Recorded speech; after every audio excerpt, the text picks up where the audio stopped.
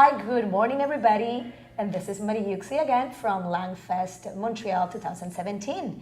And look who I have here, Benny Lewis. Thank you very much for being here. Thanks for having me. With us. So Benny Lewis is definitely une référence dans l'apprentissage des langues.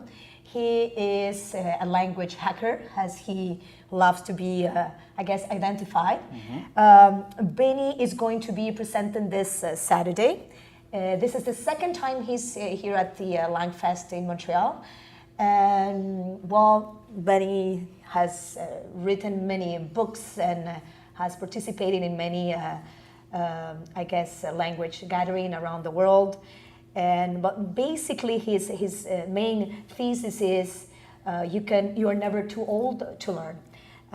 He started learning languages at the age of 21, so which is, I guess, establishing that yes, it's good to learn languages when you are a kid, but you're never too old. He started at 21, and you have already on your portfolio 7?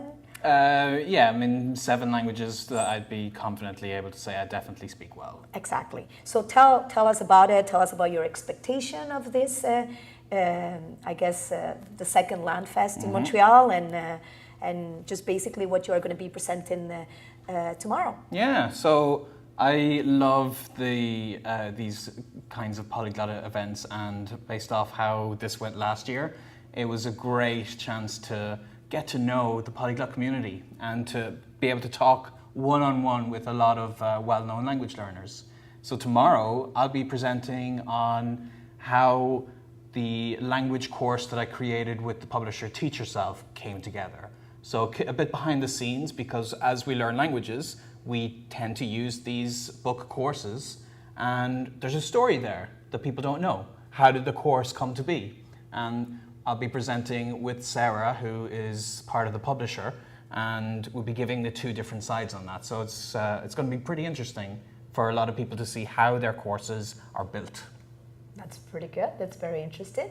And I don't know, can you tell us a tiny little story about how do you learn Spanish, or how do you learn French? I mean, something interesting that you can probably share with us. Yeah, so I could only speak English when I was 21, and I moved to Spain, and I wouldn't necessarily tell people that moving to the country will solve their language learning problems, because I lived there for 6 months, and I just went into the expat bubble. And it's something you see in even in Montreal. You'll see people who come here to learn French, but they just end up staying with the English-speaking crowd.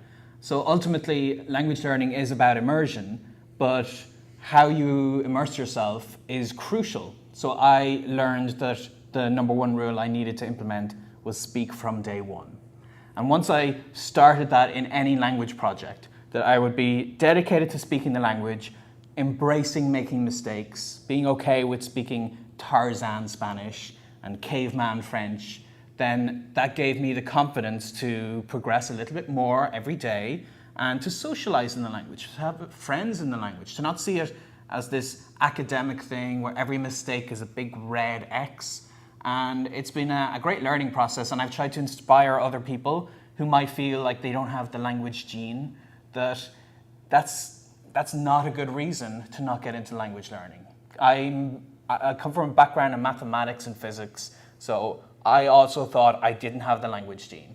But by just putting 100% of my effort into learning languages and into speaking the language to make it about genuinely using it, I've completely changed my destiny, and that's what I try to inspire others to do.